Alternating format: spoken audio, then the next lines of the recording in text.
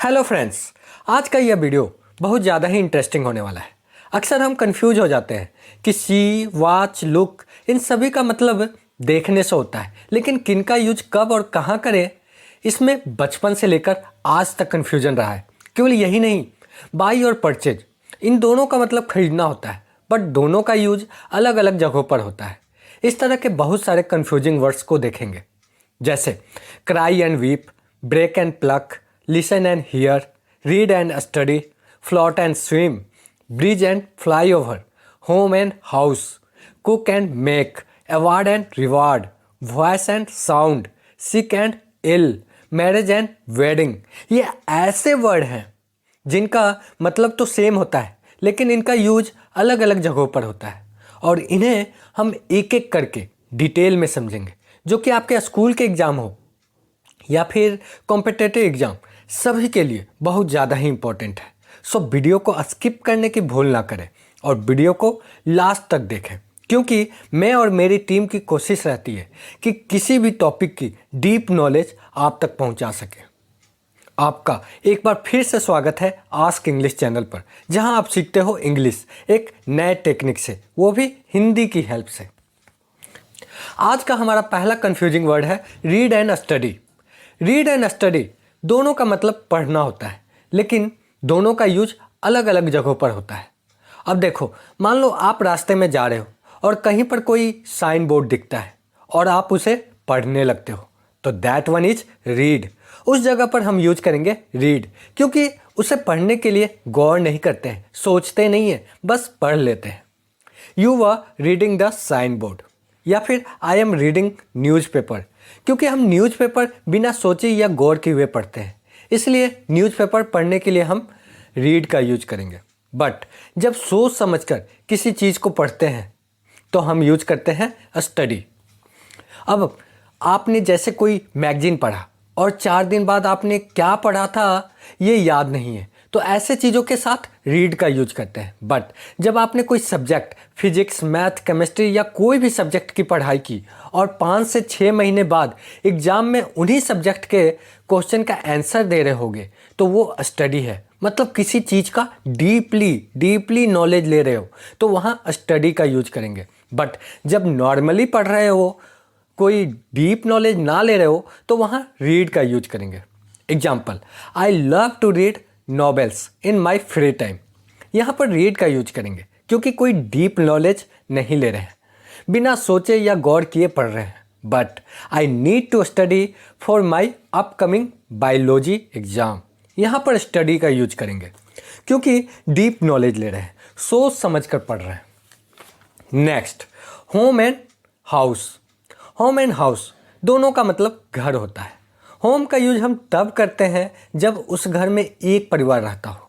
मान लो आपका एक छोटा सा परिवार है, आप हो और आपके मम्मी पापा और सिस्टर है, तब हम यूज करेंगे होम का। एग्जाम्पल, मैं एक घर में रहता हूँ, I live in a home. यहाँ पर होम का यूज करेंगे, क्योंकि यहाँ पर एक छोटे से परिवार की बात हो रही है। बट जब एक से ज़्यादा परिवार की बात हो रही हो, मतलब एक से ज़्यादा परिवार की बात हो रही हो, मतलब चाचा चाची, दादा दादी, मम्मी पापा और सब एक ही घर में रह रहे हो, तो हम यूज करेंगे हाउस का। एग्जाम्पल, हम सब एक साथ एक घर में रहते हैं, we all live together in the same house. Next, buy and purchase. इन दोनों का मतलब खरीदना होता है, बट बाय का यूज हम खरीदने के उस सेंस में करते हैं जब हम घर की छोटी छोटी चीज़ें खरीदते हैं या फिर वो बहुत सस्ती होती है, तो हम यूज करेंगे बाय का। जैसे आप सब्जी खरीदते हो, चीनी खरीदते हो या फिर दूध खरीदते हो। For example, I bought fresh vegetables today.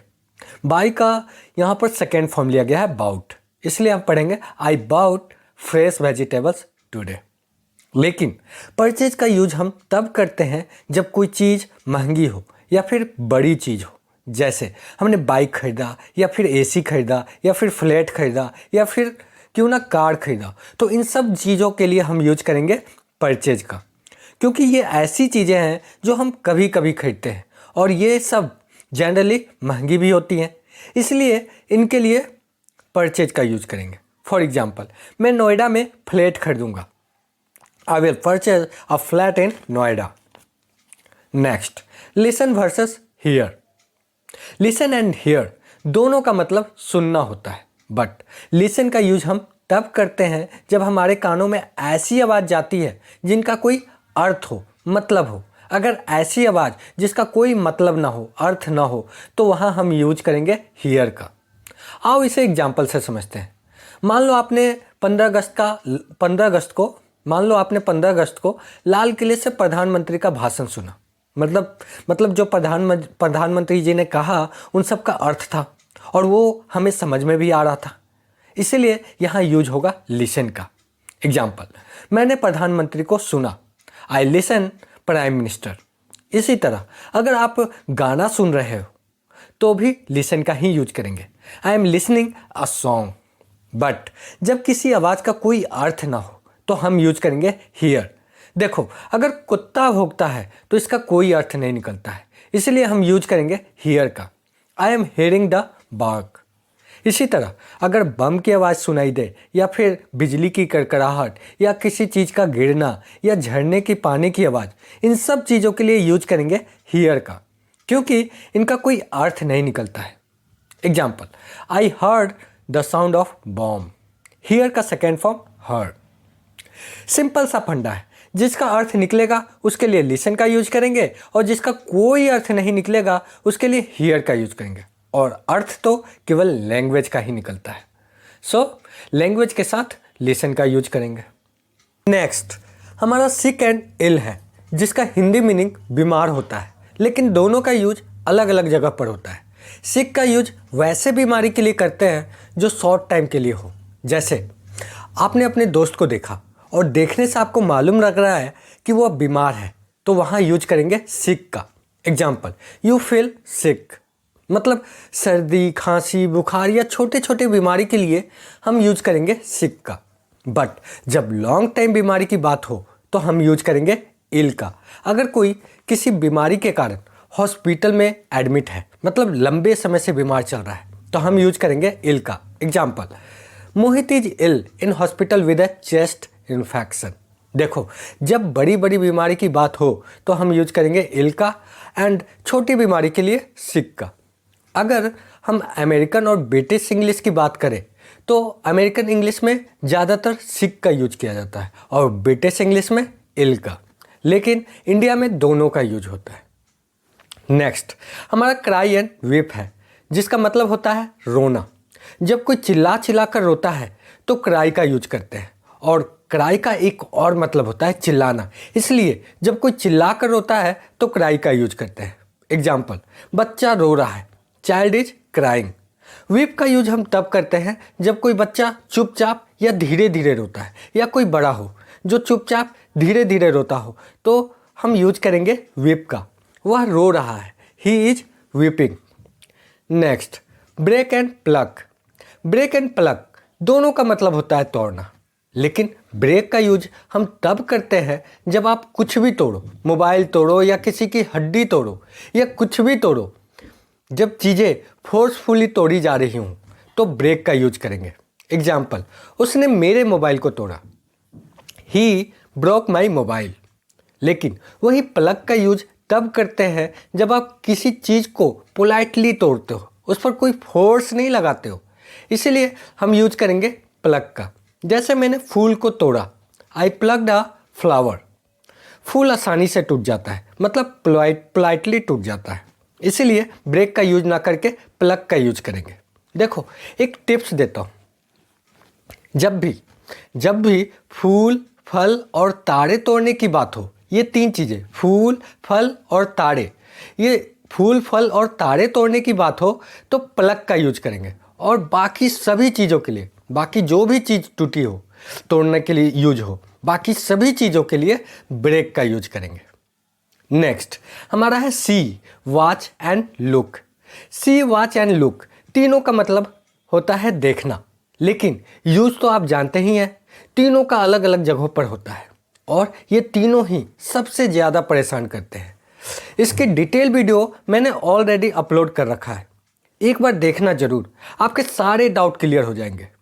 सी मतलब होता है देखना, बट जब कोई चीज़ स्थिर हो, उसमें कोई गति ना हो, मोशन ना हो, तो यूज करेंगे सी का। एग्जाम्पल, मैंने लाल किला देखा, I saw the red fort. यहाँ पर लाल किला स्थिर है, वह एक जगह रुकी हुई है, इसीलिए सी का यूज करेंगे। सी का यूज वहाँ भी करते हैं जहाँ कोई चीज़ आप देखने की कोशिश नहीं कर रहे हो, वो अपने आप दिख जाए, तो सी का यूज करेंगे। एग्जाम्पल, मैं तुम्हें देखता हूँ, आई सी यू। एंड वॉच, वॉच का यूज हम गतिशील चीज़ों के को देखने के लिए करते हैं। मतलब कोई भी चीज़ जिसमें मोशन हो, गति हो, तो हम यूज करेंगे वॉच का। अगर किसी को तुम देख रहे हो जो कि सोया हुआ था और अब खड़े होकर जा रहा है, तो यूज करेंगे वॉच का। मैं तुम्हें देख रहा हूँ, आई एम वॉचिंग यू। जब आप टीवी पर कोई मूवी देखते हो तो उसके लिए भी वॉच का यूज करते हैं, क्योंकि टीवी के अंदर जो मूवी चल रही होती है वो मोशन में होती है, मतलब गति में होती है। इसी तरह थिएटर में भी अगर आप मूवी देखोगे तो वॉच का ही यूज करेंगे। एग्जाम्पल, मैं टीवी देख रहा हूँ, I am watching TV. Look, look का मतलब देखना नहीं होता है, दिखना होता है। जैसे आप अच्छे दिख रहे हो, यू आर लुकिंग गुड। लेकिन जब हम बोलेंगे लुक एट, तब इसका मतलब होता है देखना। जब आप किसी को लगातार घूर कर देख रहे होते हो तो लुक एट का यूज करेंगे। एग्जाम्पल, तुम मुझे घूर रहे हो, you are looking at me. अगर इसे और डिटेल में समझना है तो मेरे इस वीडियो को ज़रूर देखना, लिंक डिस्क्रिप्शन में है। नेक्स्ट, फ्लाईओवर एंड ब्रिज, दोनों का मतलब पुल होता है, लेकिन जब कभी भी सड़क के ऊपर कोई पुल देखो तो उसे फ्लाईओवर कहते हैं। अगर आप रोड पर कार या बाइक से जा रहे हो और कोई पुल रोड के ऊपर है तो उसे हम ब्रिज नहीं, फ्लाईओवर कहेंगे। एग्जाम्पल, करनाल बाईपास का पुल बहुत लंबा है, the flyover is too long at Karnal bypass. यहाँ पर हम फ्लाईओवर का यूज करेंगे क्योंकि ये जो पुल है वो सड़क पर है, सड़क के ऊपर है, रोड के ऊपर है। वहीं जब कोई पुल पानी के ऊपर होगा तो उसके लिए यूज करेंगे ब्रिज का। अक्सर बड़ी या छोटी नदी को क्रॉस करने के लिए पुल बना रहता है, उसे हम फ्लाईओवर नहीं ब्रिज कहते हैं। गंगा नदी का पुल बहुत लंबा है, bridge of the Ganga river is too long.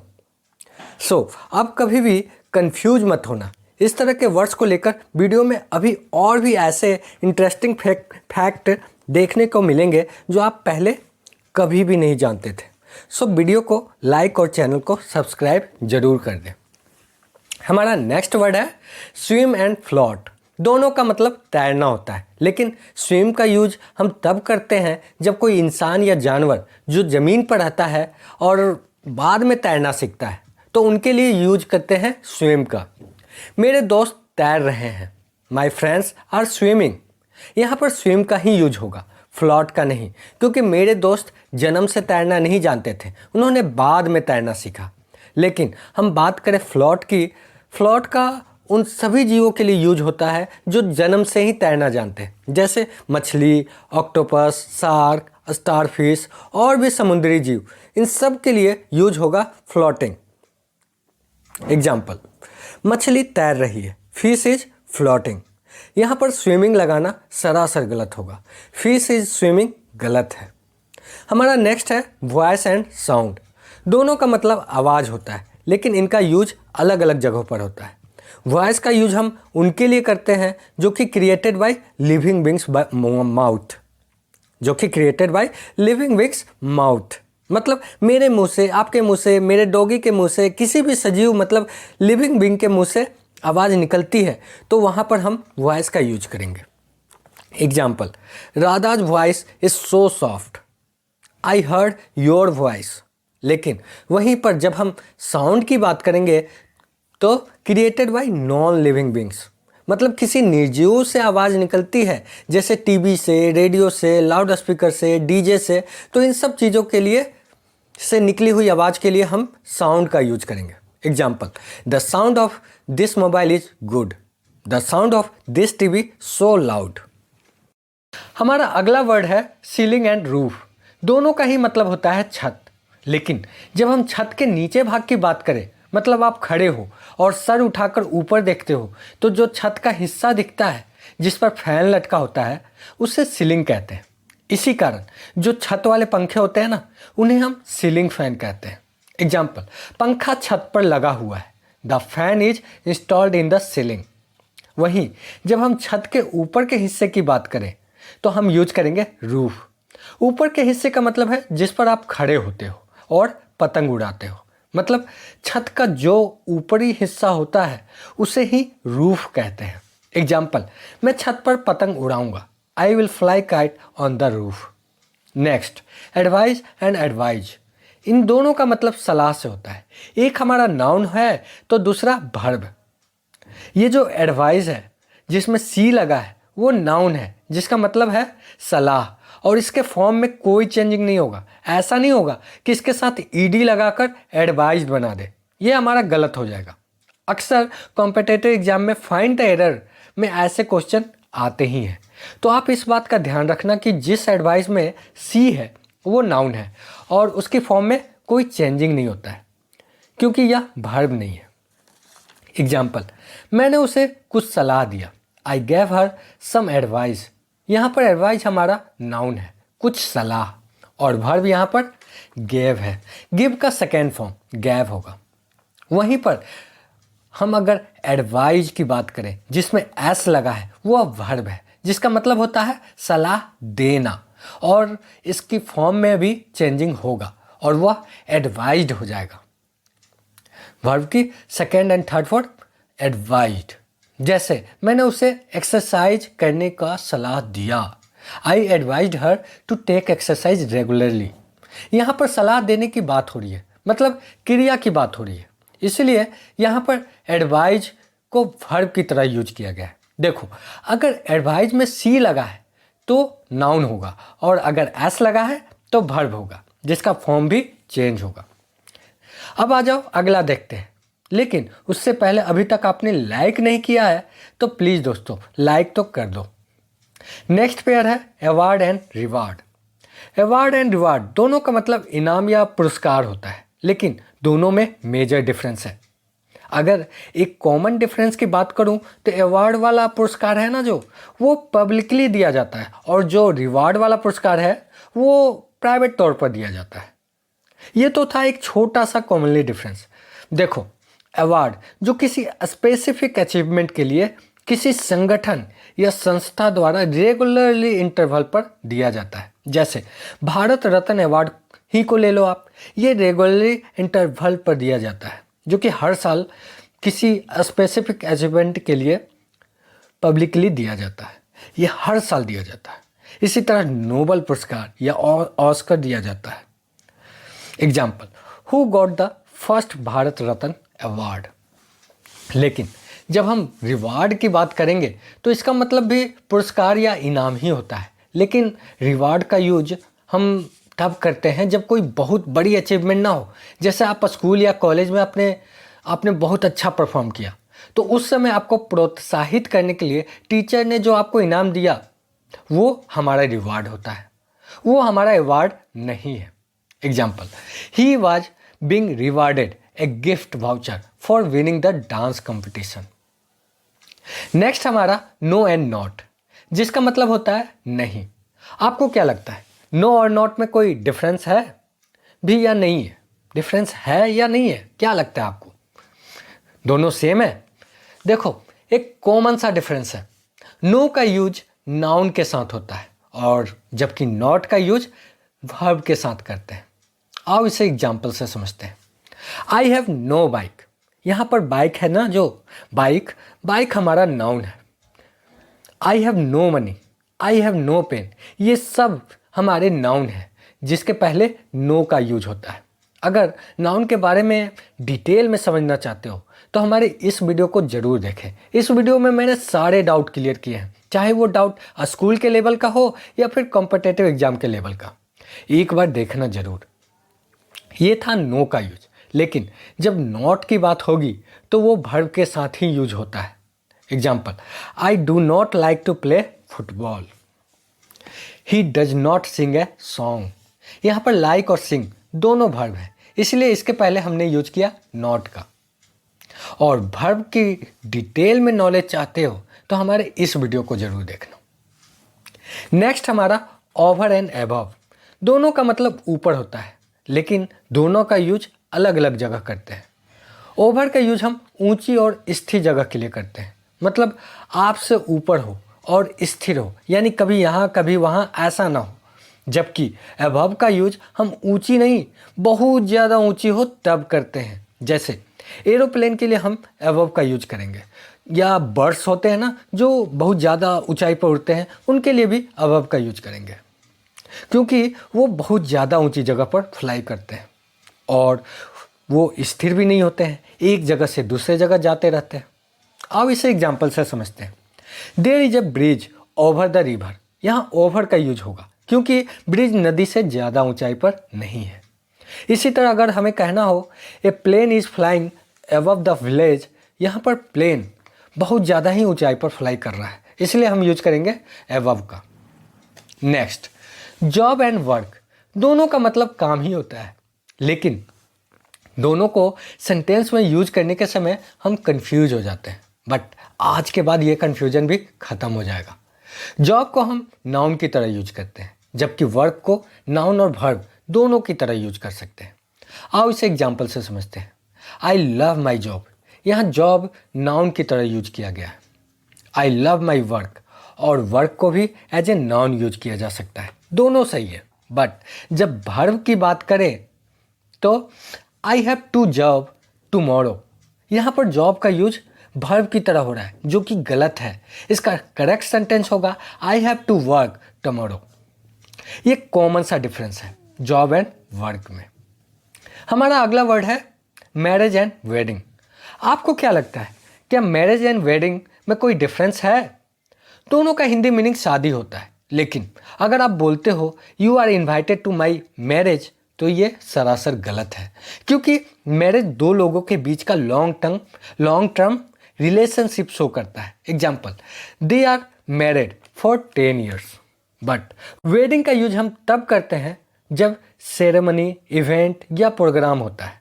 Marriage के लिए तो उसे हम वेडिंग कहते हैं। देयर वेडिंग इज ऑन 6 जून। ये था हमारा कन्फ्यूजिंग वर्ड्स। इसे मैंने बहुत मेहनत से तैयार किया है और मेरी कोशिश रही है कि आपके सारे डाउट इस वीडियो में क्लियर कर सकूं। एंड वीडियो को मैं यहीं पर एंड कर रहा हूं। मेरी हर वीडियो में कोशिश रहती है कि वर्ड का बेस्ट एंड इजी मेथड ला सकूं। मेरे और मेरी टीम की कोशिश रहती है कि हर बार आपके लिए एक यूनिक इन्फॉर्मेशन लाता रहूं। सो दोस्तों, अभी तक आपने हमारे आस्क इंग्लिश चैनल को सब्सक्राइब नहीं किया है तो अभी करें। Thanks for watching ask English.